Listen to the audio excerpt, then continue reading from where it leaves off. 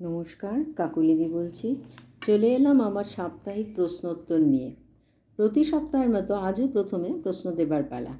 তারপর দেখবেন প্রায় মাসাধিক কাল ধরে আমরা যে কেমন জল যন্ত্রণা ভোগ করছি তার কিছু খণ্ড খণ্ড চিত্র।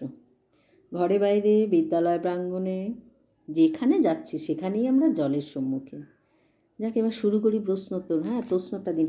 ও ভালো কথা, আজ কিন্তু আরেকটা জিনিস দেখাবো। আমার সহকর্মী বোন মহুয়া, ওর বাড়ির বাগানে সম্পূর্ণ নতুন একটা ফল, আপনারা অনেকেই খেয়েছেন বা দেখেছেন, ড্রাগন। কিভাবে একটা চীনাজাত ফলকে ও বাংলার মাটিতে ফলাচ্ছেন ওর বাড়ির বাগানে, এবং ওর হাজব্যান্ড এতে প্রচণ্ড পরিমাণে সহযোগিতা করছে, সেটাও আমাকে দিয়েছে। আমার খুব ভালো লেগেছে, তাই আমি আপনাদেরও দিচ্ছি। তাহলে চট করে প্রশ্নগুলো বলে নিই আগে। বাংলা সাহিত্যের প্রথম নাটকের নাম কি? 2. সেক্স মেশিন কার আত্মজীবনী? 3. ভারতের পরমাণু বিজ্ঞানের জনক কে? 4. ওয়ার্ল্ড রেফিউজি ডে কবে? ভারতের প্রথম আইসিএস কে? 6. ভারতের রুশো কাকে বলে? সিলভারের কেমিক্যাল সিম্বল কি? 8. টাইগার উড কোন খেলার সাথে যুক্ত? 9. এবার গুগলি, কোন কোন যানবাহন উল্টে গেলে কোনো ক্ষয়ক্ষতি হয় না? এটা কিন্তু গুগলি। আর 10 নম্বর হলো 6+6=1, কী করে হবে? এটা গুগলি। এই দেখুন এসে গেছি, দেখাচ্ছে আমাদের জল স্কুলের।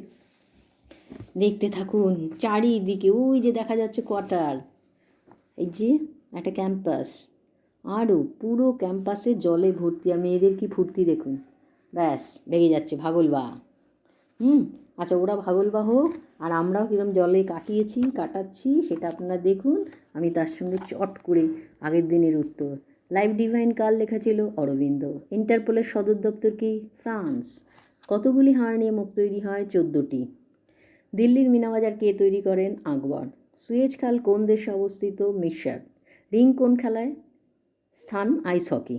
আর 7 হলো খাদ্য পরিপাকের জন্য পাকস্থলীতে কোন অ্যাসিড তৈরি হয়? Hydrochloric acid. 8 হলো কোন পাখির চোখের তারা আয়তাকার? ডলফিন। আর 9 নম্বর, কোন দুটো সংখ্যা একসাথে থাকলে গণ্ডগোল? 9-6, এটা সুনন্দিতাদি পেরেছেন। আর 10 নম্বর, কি নামতে পারে উঠতে পারে না? বৃষ্টি। ঠিক আছে, কি নামতে পারে কিন্তু উঠতে পারে না, এটা হলো বৃষ্টি। যাই হোক, এবার জল যন্ত্রণা দেখুন। আমাদের টোটো চলে এসেছে নিয়ে যাওয়ার জন্য। এরপরে দেখুন মহুয়ার বাড়ির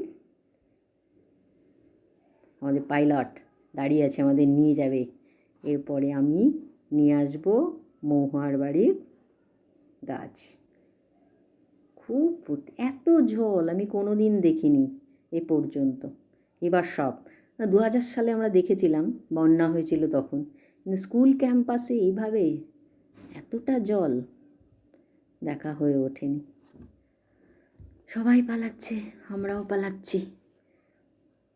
আমার অবশ্য বাড়িতেও জল, বাড়ির রাস্তাও আমার এত জল, আবার স্কুলে জল, চারিদিকে জল, আর জলে জলে জলাতঙ্ক না হয়ে যায়।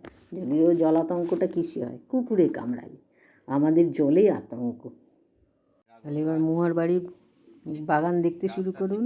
এই ড্রাগন গাছ, তাই তো?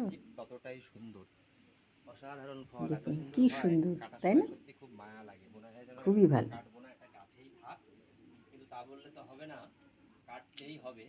তার কারণ কাটছে এরকম একটা ফল না কাটলে বিজাতীয় পরবর্তী যে ফল, ফুল সেগুলো ম্যাচিওর চীনা, হয় না। চীন দেশের থেকে এগুলো যার কাটতেই আবির্ভাব, হয়। সেই ফলটাকে এখনো কিভাবে বড় হয়ে রয়েছে, করেছে।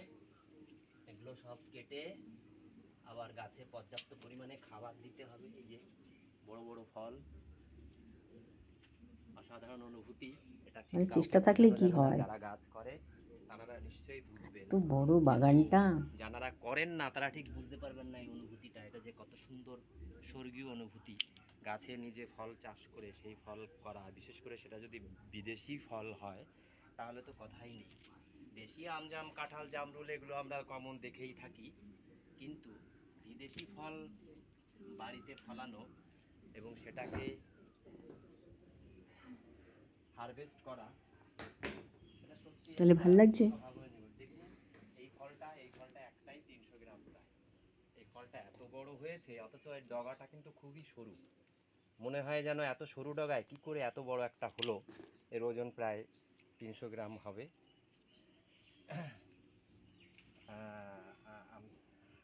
আমি তো করছি, আপনাদেরকেও বলবো আপনারাও বাড়িতে ফল গাছ করুন, ফলান ফল, আনন্দ পান এবং পুষ্টিকর উপাদান শরীরে যোগ করুন।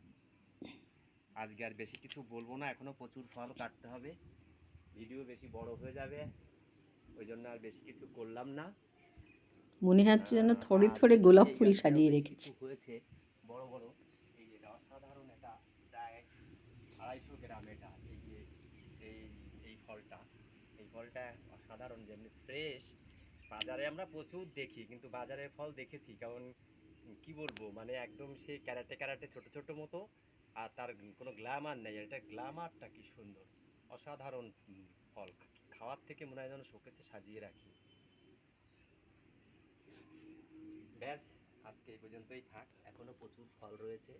কাটতে গেলে আমার এখন প্রচুর সময় দরকার, গাছে খাবার দিতে হবে, গাছের যত্ন নিতে হবে, কীটনাশক দিতে হবে, গাছে ফাঙ্গিসাইড স্প্রে করতে তাহলে হবে, অনেক কাজ।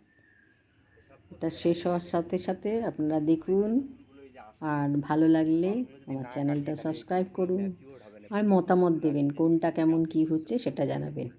আর একটা ওপাশে প্লিজ ডু স্প্রে বলেছে, কি করে সাবস্ক্রাইব ওটাকে কাটবো সেটা নিয়েই চিন্তায় আছি।